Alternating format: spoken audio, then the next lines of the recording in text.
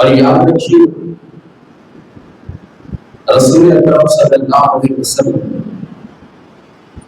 مسلمانوں کو، اہل اسلام کو، اسلام پر چلنے والوں کو اگر سب سے زیادہ کسی چیز کی تاکید کی ہے تو وہ تاکید ہے ادب کی، اور وہ تاکید ہے اخلاق اور ادب کی۔ جتنی تاکید رسول اکرم صلی اللہ علیہ وسلم نے ہر وقت، ہر مقام پر اور ہر جگہ ہر آدمی کے سامنے جتنی مرتبہ ادب اور اخلاق کی تاکید رسول اکرم صلی اللہ علیہ وسلم نے کی ہے، اس اور حدود کو اتنی مرتبہ رسول اکرم صلی اللہ علیہ وسلم نے ارشاد نہیں فرمایا۔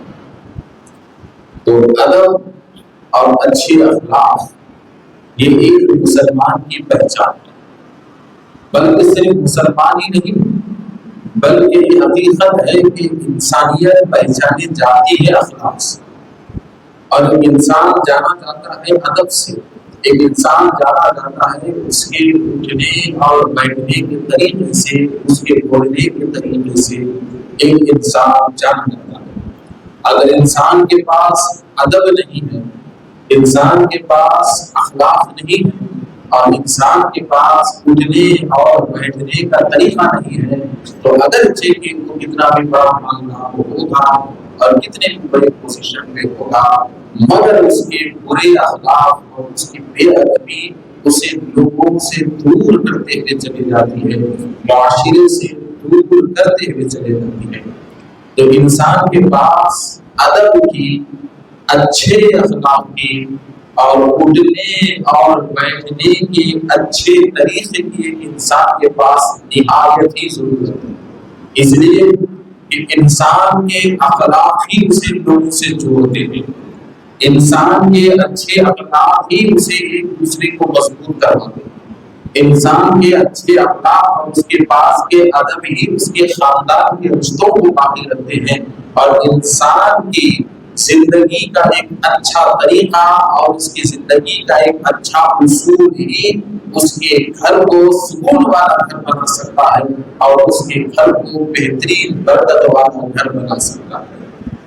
تو بات سمجھ میں آ گئی کہ انسان کی خوشی کا ذریعہ دولت نہیں ہے، انسان کی خوشی کا ذریعہ بہترین ہنر نہیں ہے، انسان کی خوشی کا ذریعہ بہترین تعلیم نہیں ہے۔ اگر آپ کے پاس تعلیم ہے، آپ کے پاس ہنر ہے، آپ کے پاس بڑا خاندان ہے، آپ کے پاس اچھی سے اچھی طاقت ہے، آپ کے پاس اچھی سے اچھی دولت ہے، مگر آپ کے پاس اخلاق نہیں ہے، تو پھر وہ دولت آپ کے لیے خوشی کا ذریعہ نہیں بن سکتی، وہ تعلیم آپ کے لیے کامیابی کا ذریعہ نہیں بن سکتی، اور وہ ہنر آپ کے لیے سکون کا ذریعہ نہیں بن سکتی۔ تو اسی لیے کہا ہے حضرات محترم کہ بہترین اخلاق انسان کا زیور ہے، اور اخلاق انسان کا ایسا زیور ہے کہ اس زیور کے ذریعے انسان سے ہر کوئی جڑ جاتا ہے، انسان سے نئے تعلقات اخلاق پیدا کرتے ہیں، انسان کے لیے نئے رشتے اس کے بہترین اخلاق پیدا کرتے ہیں۔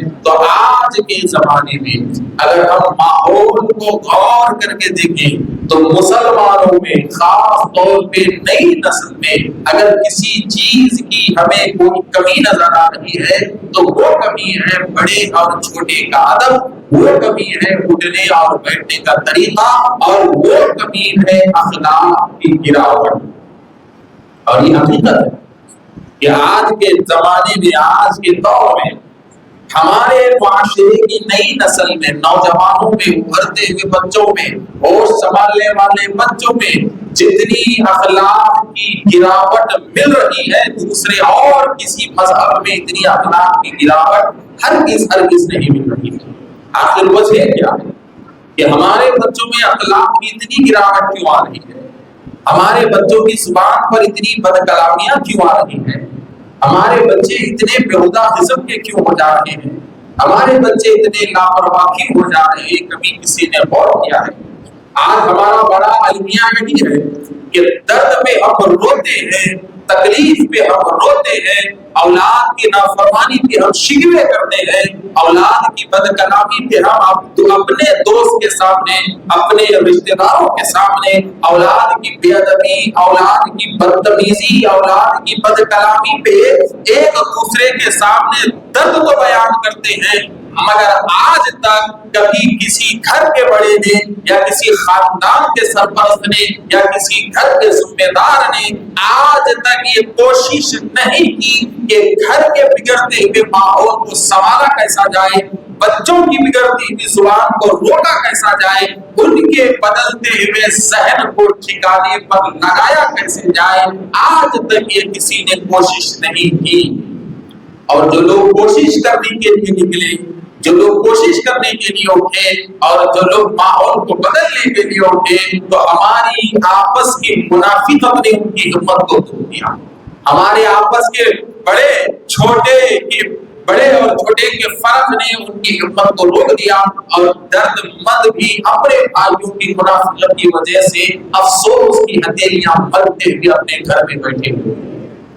تو میرے دوستوں، تو آج نوجوان نسل کی بگڑنے کی وجہ سے ہمارا بہت بڑا نقصان ہے، بہت بڑا نقصان ہے، اور یہ سمجھنے والی چیز ہے کہ ہمارے جو بچے ہیں، ہماری جو اولاد ہے، چاہے ہمارے بیٹے ہوں، ہمارے پوترے ہوں، ہمارے نواسے ہوں، جو بھی نسل، جو بھی بچے ہمارے سامنے ہیں، جانتے ہو یہ صرف ہمارے گھر کے بچے نہیں ہیں، یہ صرف ہمارے بھائی نہیں ہے، یہ صرف ہمارے بیٹے نہیں ہیں، یہ صرف ہمارے پوترے پوتریاں بھتیجے بھانجے نہیں ہیں، بلکہ ہمارے گھر کے چھوٹے بچے، ہمارے گھر کے نوجوان، یہ اسلام کا مستقبل ہے، یہ اسلام کا کل ہے، یہ ہمارے گھر کا مذہب ہے، ہمارے گھر کا یہ مستقبل ہے، ہمارے گھر کے اسلام کو یہ کل آگے بڑھ کر لے کے جانے والے ہیں، ہمارے مذہب کو یہ آگے بڑھانے والے ہیں۔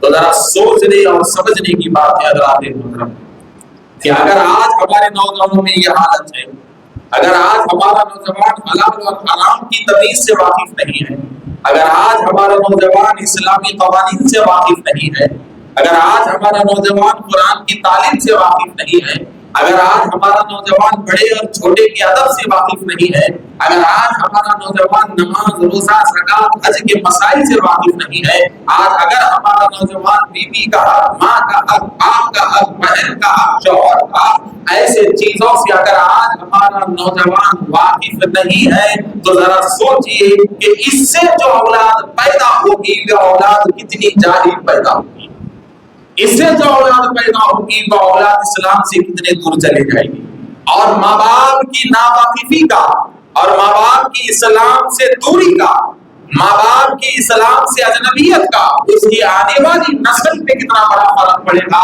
اور آپ کے گھر میں اور آپ کے خاندان میں اسلام کتنی نسلوں تک باقی رہے گا، تھوڑا یہ سوچیے، تھوڑا سوچیے۔ اگر قیامت تک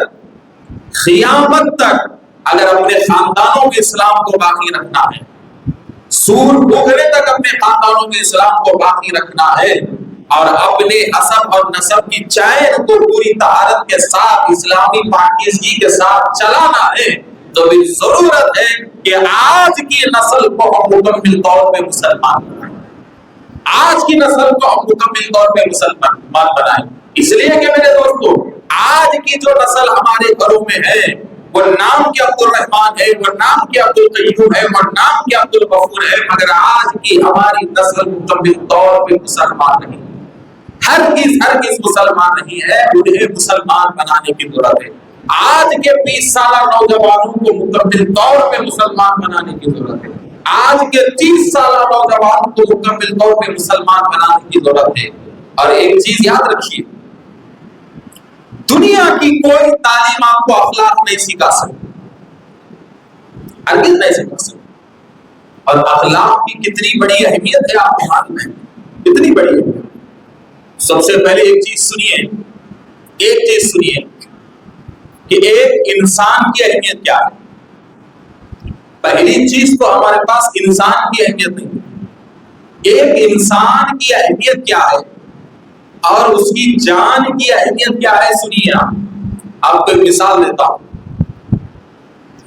حضرت عبداللہ ابن عمر رضی اللہ تعالی، بڑی شخصیت، جلیل القدر شخصیت، حضرت عمر کی اولاد، وقت کے فاروق کی اولاد.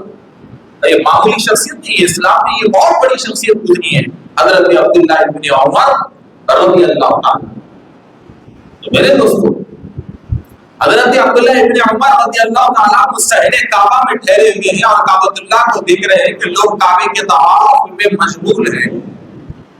تو حضرت عبداللہ ابن عمر کو ایک سوال کیا گیا کہ حضور یہ بتائیے کہ انسان کی جان کی اہمیت کیا ہے؟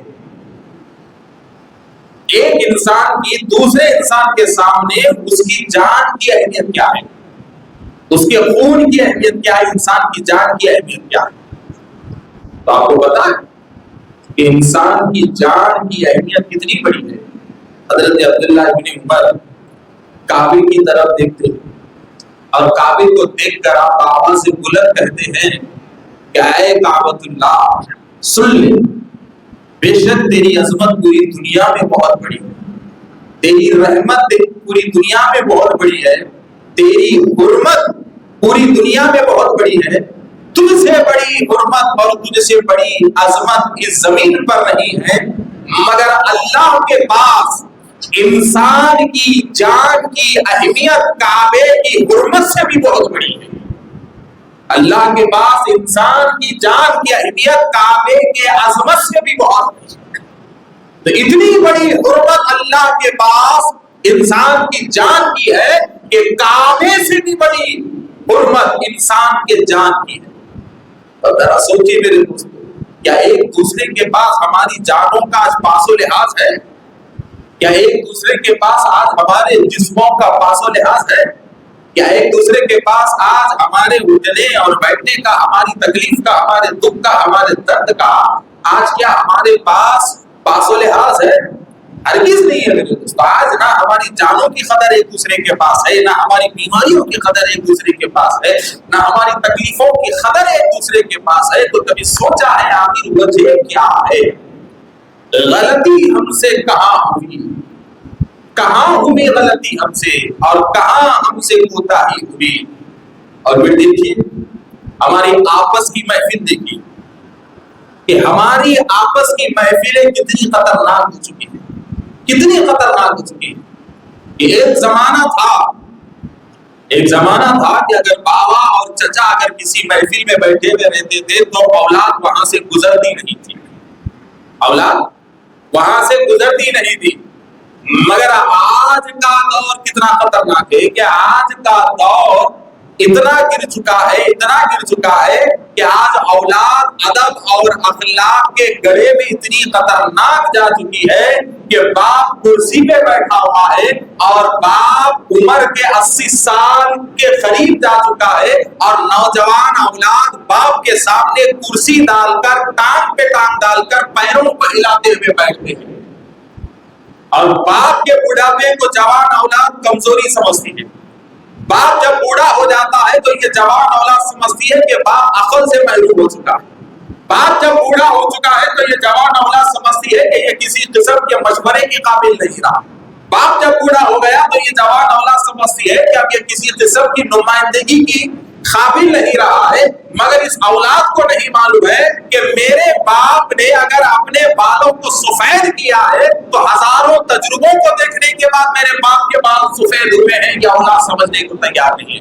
اگر میری اولاد کے جسم، میرے باپ کا جسم کا گوشت اگر ڈھیلا ہوا ہے تو ہزاروں تجربات، ہزاروں مصیبتیں اور ہزاروں قسم کے میدانوں کو پار کرنے کے بعد میرے باپ کے جسم کا گوشت ڈھیلا ہو چکا ہے. یہ اولاد سمجھنے کو تیار نہیں ہے. بس اولاد کو اتنا ہی معلوم ہے کہ اگر باپ بوڑھا ہو گیا تو سمجھو عقل سے گیا، کام سے گیا، گھر سے گیا. مگر یہ اولاد اپنے باپ کی عمر کا تجربہ لینے تیار نہیں ہے، اپنے باپ کے بڑھاپے کی برکت کا فائدہ اٹھانے کے لیے تیار نہیں. آخر وجہ کیا ہے؟ وجہ کیا ہے کہ آج خاندانوں میں بوڑھوں کو بیکار سمجھے جانے لگا ہے، جبکہ ایک زمانے میں گھر کے بوڑھوں کو گھر کی برکت سمجھا جاتا تھا. ایک زمانے میں گھر کے بوڑھوں کو گھر کی رونق سمجھا جاتا تھا. مگر آج کا دور ایسا دور ہے کہ آج کوئی فیصلہ سرپرست سے مشورہ کیے بغیر ہر فیصلہ ہو رہا ہے. سوچا ہے کہ یہ پرابلم کہاں سے آ رہا ہے, کس جگہ سے آ رہا ہے؟ ذرا دیکھیے, ایک زمانے میں بڑوں کی محفلیں کیسی ہوا کرتی, بڑوں کی محفلیں. رسول اکرم صلی اللہ علیہ وسلم کا دربار ہے اور آقا دو عالم صلی اللہ علیہ وسلم نے صحابہ کرام سے پوچھا کہ اے لوگوں یہ بتاؤ کہ زمین پر وہ کون سا جھاڑ ہے جس کی مثال مسلمان جیسی ہے؟ زمین پر وہ کون سا جھاڑ ہے جس کی مثال مسلمان جیسی ہے؟ سارے صحابہ حیران ہو گئے کہ اس زمین پر ایسا بھی جھاڑ ہے جس کی مثال مسلمان جیسی ہے, اہل اسلام جیسی جس کی مثال ہے. سارے صحابہ خاموش رہے اور کہا کہ یا رسول اللہ, یہ جواب تو اللہ اور اس کا رسول ہی بہتر جانے, آپ سکھانے والے ہیں, آپ سیکھنے والے ہیں, آپ بھی بتائیے کہ وہ کون سا جھاڑ ہے کہ جس کی مثال مسلمان جیسی ہے, اہل اسلام جیسی جس کی مثال ہے.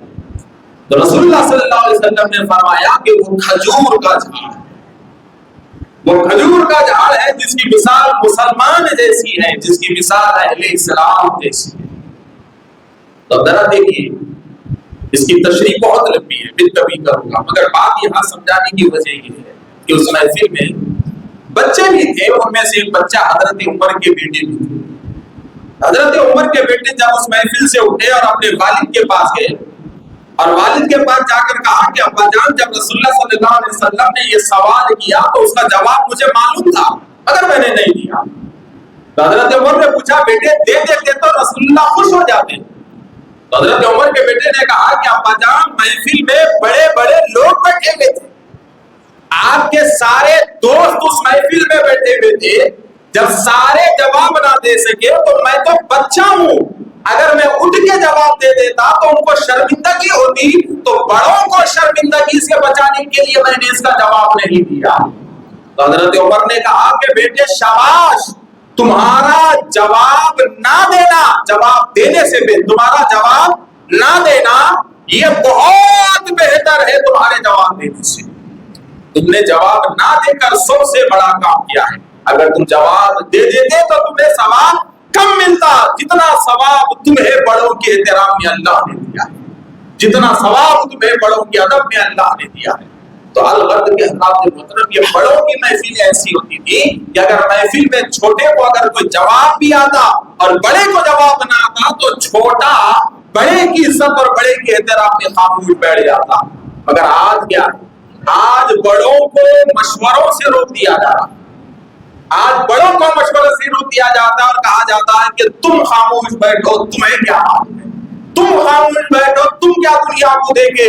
ارے میرے دوستو, جس سے جو پیدا ہوا نا ان باپ کو بول رہا تم کیا دنیا دیکھے, جبکہ دنیا بتانے والا اس کو خود یہ باپ ہے, جبکہ دنیا سکھانے والا اس کو خود یہ باپ ہے. اور آج اولاد باپ کی انگلی پکڑ کے اولاد دنیا کو دے گی, اور جو انگلی پکڑ کے یہ اولاد بڑی بھی آج اسی انگلی کو کہتے ہیں کہ تم کیا دنیا دیکھے. ارے بابا, یہ بوڑھا بتایا تو ہی آپ دنیا دیکھے, آپ یہ بوڑھا مضبوط کیا تو ہی آپ مضبوط ہوئے, یہ بوڑھا پالا ہی تو آج آپ یہ بولنے کے قابل ہوئے. کبھی تم یہ بھی تو سوچو.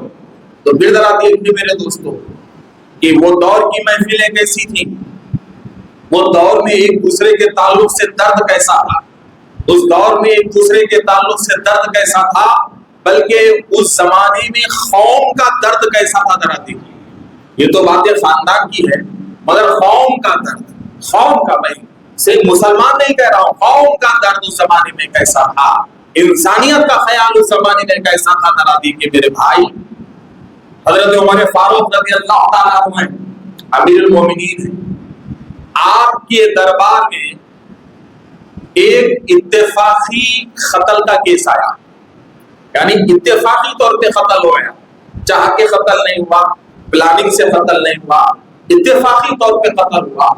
بڑا ہی باریک کیس آپ کے دربار میں ہے. مقتول کے دو بیٹے ایک طرف ٹھہرے ہوئے ہیں, قاتل ایک طرف ٹھہرا ہوا ہے, یعنی جس سے موت ہوئی, جس کے زخم سے موت ہوئی وہ ایک طرف ٹھہرا ہوا ہے. مقدمہ شروع ہوا, گواہوں کو سنا گیا. اس کے بعد حضرت عمر نے قاتل سے پوچھا کہ یہ بتا کہ تو نے قتل کیوں کیا, تیرے ہاتھ سے قتل کیوں ہوا؟ تو قاتل نے حضرت عمر سے کہا کہ امیر المومنین میری نیت ہرگز اس کو قتل کرنے کی یا اس کو مارنے کی نہیں تھی. پوچھا کہ وہ مارا کیسے؟ کہا کہ حضور بات یہ ہے کہ ان کے اونٹ ہر روز میری کھیت میں آتے ہیں اور میرا ہرا بھرا دانا چل کے چلے جاتے ہیں. تو ایک دن اونٹ آگے بیچ کھیت میں گھس گئے, مجھے غصہ آیا اور میں نے پتھروں کے ذریعے اونٹ کو میں بھگانا شروع کیا. اونٹ کو پتھر مارتا رہا, بھاگتے رہے, پتھر مارتا رہا, بھاگتے رہے. تو یہ اونٹ کے بیچ میں یہ بندہ ٹھہرا ہوا تھا, تو ایک پتھر جا کر اس کے سر کو لگ گیا اور وہ زخم سے مر گیا. میں تو اونٹ کو مار رہا تھا, اونٹ کو بھگانا تھا, اور یہ اونٹ کے پیچھے ٹھہرا ہوا تھا, لگ گیا. تو اتفاقی طور پہ مار لگا, میں تو قتل کا ارادہ نہیں رکھ رہا تھا. تو حضرت عمر کو ان کی بات پہ یقین ہوا اور مقتول کے مرے ہوئے کے لڑکوں سے حضرت عمر نے کہا کہ میاں آدمی اچھا ہے, شریف ہے, بھلا ہے, اتفاقی طور پہ پتھر لگا اور مر گیا, جبکہ غلطی بھی تمہاری ہے کہ اونٹوں کا ایسا نہیں چھوڑنا چاہیے, مگر کتنا بھی وہ موت موت ہی ہے, خون خونی ہے, خون خونی ہے. لہذا ایک کام کرو, فقہا یہ بندہ ادا کرے گا, جو شرعی فقہا ہے وہ ادا کرے گا, لے لو اور مسئلے کو رفع دفع کر دو. حضرت عمر وقت کے عمر یہ بات کر رہے ہیں. تو وہ دو بچے اتنے ضدی تھے, انہوں نے کہا کہ نہیں حضور, خون کا بدلہ ہو, جیسے ہمارا باپ مرا ہے یہ بھی مرنا چاہیے, جیسے ہمارا باپ تڑپا ہے یہ بھی تڑپنا چاہیے, اور جیسے ہمارے باپ کا خون نکلا ہے اس کا بھی نکلنا چاہیے. خون کا بدلہ ہو, ہمیں فقہا میں کوئی چیز نہیں چاہیے. ہم اپنے باپ کے جان کے بدلے میں, کمپرومائز کے بدلے میں ہم کسی قسم کی کوئی بیٹھک نہیں رکھیں گے, کوئی چیز نہیں لیں گے, بلکہ ہمارا باپ مرا ہے, ہم یتیم ہوئے ہیں, اس کے بچے بھی یتیم ہونا چاہیے, اس کے گھر سے بھی ایک جنازہ جانا چاہیے. تو جب انہوں نے نہیں مانا تو تمام حالات اور گواہوں اور ثبوتوں کو مد نظر رکھتے ہوئے حضرت عمر نے اس قاتل کو موت کی سزا سنا دی. قاتل کو دربار عمر میں موت کی سزا حضرت عمر نے سنا دی. تو جب موت کی سزا سنا دی تو جب ہی تو کوئی پھانسی پہ نہیں چڑھاتے, ٹائم ہوتا ہے, وقت ہوتا ہے. تو اس نے حضرت عمر سے کہا کہ حضور آپ نے جو فیصلہ کیا وہ انصاف پر مبنی ہے, مگر مجھے 3 دن کا وقت دیجیے تاکہ میں 3 دن اپنی اولاد کے ساتھ رہوں, اپنی بیوی بچوں کے ساتھ رہوں. آپ کی فوج مجھے یوں ہی گرفتار کر کے لالی, اٹھا لی, نہ میں کھانے پینے کا انہیں کوئی بندوبست کیا ہوں, نہ رہنے سہنے کا کوئی بندوبست کیا ہوں, بس میرے کھیت میں ویرانے بھی ابھی تک پڑے ہوئے ہیں. اگر آپ 3 دن کی مجھے مہلت دیں اور 3 دن مجھے قید سے نکال دیں تو میں وعدہ کرتا ہوں کہ 3 دن کے اندر میں ان کے رہنے سہنے کا انتظام کر کے, ان کی زندگی کا انتظام کر کے میں 3 دن میں واپس آ جاؤں گا اور آپ مجھے پھانسی پہ چڑھا دیں, موت کی سزا دیں. حضرت عمر نے کہا کہ میاں عدالت کا اصول ہے کہ بغیر ضمانت کے نہیں چھوڑا جاتا, اور آج بھی پیرول پہ چھوڑا جاتا ہے تو ضمانت ہی پہ چھوڑا جاتا ہے. تو کہا کہ ضمانت لاؤ, کہ کون تمہاری ضمانت دے گا؟ اگر کوئی دربار میں کوئی معتبر آدمی تمہاری ضمانت دینے کے لیے تیار ہے تو ضرور 3 دن کے لیے تمہیں چھوڑا جائے گا, اور 3 دن کے اندر تم اپنے بیوی بچوں کے حقوق کو ادا کرو, ان کا اچھا برا دیکھو اور آ جاؤ, اور تمہاری سزا تکمیل کر دی جائے گی. حضرت عمر نے اعلان کیا کہ ہے کوئی جو اس قاتل کی ضمانت دے تاکہ وہ 3 دن کے اندر اپنے معصوم بچوں کے مستقبل کا انتظام کر کے واپس آ جائے. مگر کون قاتل کی ضمانت دے گا؟ کون وہ جنگل میں جا کے اس کی نگرانی کرے گا؟ کون وہ کھیتوں میں جا کے نگرانی کرے گا؟ اس لیے کہ حضرات محترم اعلان تھا کہ اگر 3 دن کے اندر وہ نہیں آئے گا تو پھر جس نے ضمانت دی اس کو سزا مل جائے گی اور وہ مر جائے گا. چونکہ ضمانت دینے والے کو پھانسی پہ چڑھنا ہوتا ہے, ضمانت دینے والے کو سزا مکمل کروانا ہوتا ہے. تو کون بھلا اپنے آپ کو مرنے تیار کرے گا؟ کون بھلا ضمانت دے کر اپنے گلے میں پھانسی کے پھندے کو لٹکائے گا؟ کون موت کو دعوت دے گا؟ سن کے سب خاموش رہے، سب کے سب خاموش رہے۔ حضرت عمر غور سے دیکھ رہے ہیں کہ ہر ایک کا سر نیچا ہے، کوئی ضمانت دینے تیار نہیں ہے، کوئی سامنے آنے تیار نہیں ہے، مگر حضرت عمر کو اس کی باتوں پہ رحم آ رہا ہے، اسے آپ چھوڑنا چاہتے ہیں، مگر کیا کریں، قانونی تکمیل کے لیے کوئی سامنے نہیں آتا۔ تو جب اس قاتل نے ہر ایک کو حسرت سے پوچھا کہ کوئی تو ساتھ دو، میں آؤں گا، میں واپس آؤں گا، میں واپس آؤں گا، کسی نے ساتھ نہیں دیا۔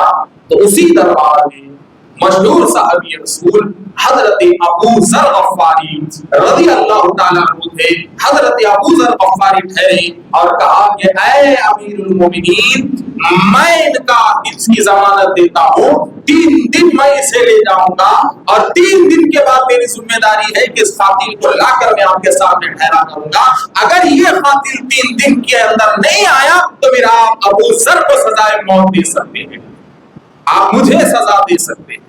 تو ذرا دیکھیے حضرات محترم، سارے لوگ حیران، چونکہ بھائی سینئر صحابی ہیں، ابو ذر غفاری صرف صحابی نہیں تھے، وہ اسلام کا بڑا سرمایہ تھے، وہ اسلام کا بہت بڑا سرمایہ تھے۔ تو سارا دربار حیران ہو گیا کہ اتنے بڑے آدمی نے ضمانت دی، اگر خدا ناخواستہ وہ نہیں آیا تو ہم تو ایک بڑی شخصیت سے محروم ہو جائیں گے، اسلام کے بڑے سرمایے سے محروم ہو جائیں گے، کیوں ابو ذر نے ایسا کیا؟ بہرحال وہ چلا گیا۔ 3 دن ہو گئے، 3 دن کے بعد چوتھے دن دربار لگا ہوا ہے، دربار چل رہا ہے اور قاتل موجود نہیں ہے۔ چوتھے دن قاتل موجود نہیں ہے اور حضرت ابو ذر ٹھہرے ہوئے ہیں۔ حضرت عمر نے پوچھا کہ ابو ذر جانتے ہو اگر وہ نہیں آیا تو انجام کیا ہوگا؟ تو آپ نے کہا حاضر۔ کچھ دیر ہوئی، قاتل آیا، کہا کہ حضور وعدے کے مطابق میں حاضر ہوں، وعدے کے مطابق میں حاضر ہوں، میں حاضر ہوں۔ تو میرے بھائی ذرا دیکھیے، جب وہ آیا تو حضرت عمر نے حضرت ابو ذر سے پوچھا کہ اے ابو ذر، یہ تو قاتل تھا، موت کی سزا اسے سنائی گئی تھی، یہ چاہتا تو بھاگ بھی سکتا تھا، تم اسے پہچانتے نہیں، یہ تمہیں نہیں پہچانتا، یہ تو دیہاتی ہے، جنگلوں میں رہنے والا ہے، اور جنگلوں میں رہنے والوں کی زندگی کا کوئی بھروسہ نہیں ہوتا، وہ اپنا گھر سر پہ اٹھا کے کدھر بھی چلے جاتے ہیں، اور تم نے بغیر جانے اور پہچانے اس کی ضمانت لے لی اور موت کو اپنے سر پہ لا لیا، آخر تمہیں کیسے بھروسہ آیا کہ یہ واپس آئے گا؟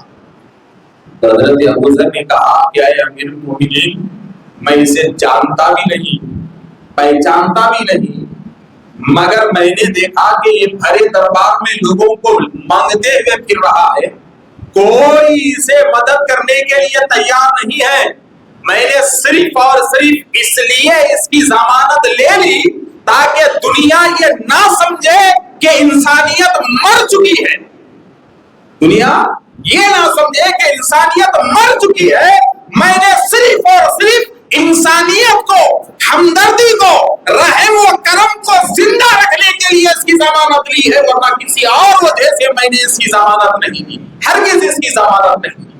تو حضرات محترم، تو آپ نے دیکھا کہ اس دور میں انسانیت کو باقی رکھنے کے لیے، رحم و کرم کو باقی رکھنے کے لیے، صلہ رحمی کو باقی رکھنے کے لیے اس زمانے میں لوگ اپنی جانوں کو تک داؤ پہ لگا دیتے تھے۔ مگر آج کا ماحول کیا ہے؟ آج کا ماحول کیا ہے؟ آج ہم اپنے ہاتھوں سے انسانیت کا گلا گھونٹ رہے ہیں، اپنے ہاتھوں سے انسانیت کا گلا گھونٹ رہے ہیں، اپنے ہاتھوں سے ہم انسانیت کو پامال کر رہے ہیں، اپنے ہاتھوں سے ہم انسانیت کو تباہ و برباد ہم اپنے ہاتھوں سے کر رہے ہیں، حضرات اپنے ہاتھوں سے کر رہے ہیں۔ تو لہذا ضروری ہے کہ ہر گھر میں انسانیت کا سبق سکھایا جائے، ہر گھر میں اخلاق سکھائے جائیں۔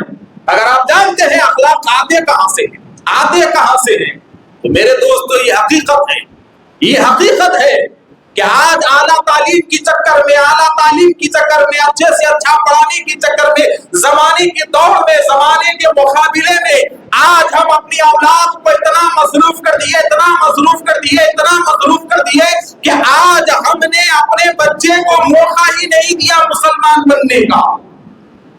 دیکھیے بگاڑ یہی ہے، کہ ہم نے بچپن سے اپنے بچوں کو اتنا مصروف رکھا کہ اسکول جاؤ، ٹیوشن جاؤ، انسٹیٹیوٹ جاؤ، کمپیوٹر کورس کو جاؤ، وہاں جاؤ، یہاں جاؤ، وہاں جاؤ، تھک گئے، رات میں 10 بج گئے، سو جاؤ، صبح 6 بجے اٹھو، 7 بجے بس آئے گی، چلے جاؤ۔ تم اپنے بچے کو اتنا دوڑا رہے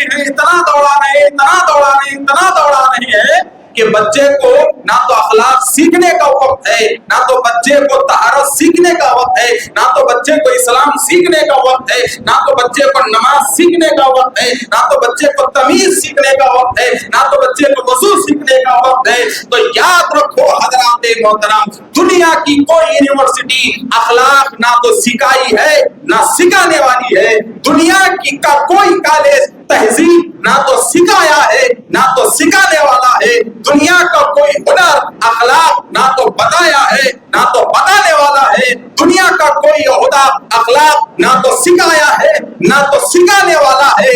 اگر اس پوری کائنات میں اگر اخلاق بتانے والی کوئی شخصیت ہے تو رسول عربی صلی اللہ علیہ وسلم کی ذات ہے۔ اگر اس پوری کائنات میں تہذیب بتانے والی اگر کوئی ذات ہے تو وہ رسول اکرم صلی اللہ علیہ وسلم کی ذات ہے۔ اگر اس پوری کائنات میں بڑے اور چھوٹے کا ادب بتانے والی اگر کوئی ذات ہے تو وہ رسول اکرم صلی اللہ علیہ وسلم کی ذات ہے۔ اور اس پوری کائنات میں اگر شرم و حیا کا پردہ کروانے والی اگر کوئی ذات ہے تو وہ رسول اکرم صلی اللہ علیہ وسلم کی ذات ہے۔ اور آج ہم نے ہماری اولاد کو چاہتے ہوئے رسول اکرم صلی اللہ علیہ وسلم کی تعلیمات سے دور رکھا۔ یہ حقیقت بات ہے، یہ حقیقت بات ہے کہ ہم ہمارے بچوں کو بگاڑ چکے ہیں۔ اخلاق جس راستے سے ملتے ہیں اس راستے پہ ہم نے اپنی اولاد کو کبھی چلنے نہیں دیا۔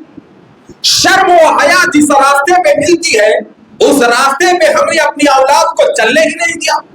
باپ کا ادب، بھائی کا ادب، بہن کا ادب جہاں سے ملتا ہے اس دروازے پہ ہم نے کبھی اپنی اولاد کو ٹھہرنے ہی نہیں دیا۔ تو میری اولاد مسلمان کیسے بنے گی؟ یہ اولاد اسلام کب سیکھے گی؟ اور پھر اپنی ہونے والی اولاد کو یہ مسلمان کیسے بنائے گی؟ یہ کیسے مسلمان بنائے گی؟ افسوس، صد افسوس حضرات محترم، آج یہاں جتنے نوجوان ہیں ان نوجوانوں میں اتنی بڑی تعداد میں آپ کو نکال کے بتاؤں گا جن کو اپنے باپ کا جنازہ تک پڑھنے نہیں آتا، تو یہ تمہارے لیے مغفرت کی دعا کیا کریں گے؟ یہاں جتنے نوجوان بیٹھے ہوئے ہیں ان میں سے میں کئی نوجوانوں کو اٹھا کر بتاؤں گا کہ جن کو بکرا اور مرغی کیا کہہ کے ذبح کرتے ہیں وہ بھی ان کو نہیں معلوم ہوگا، تو پھر وہ طہارت سے کیسے رہے گا؟ وہ طہارت سے کیسے رہے گا؟ جمعہ کی نماز تو پڑھنے آئے ہیں لیکن یہاں بیٹھے ہوئے کئی نوجوانوں کو یہ بھی نہیں معلوم ہوگا کہ جمعہ کی رکعتیں کتنی ہیں، جمعہ کی رکعتیں کتنی ہیں۔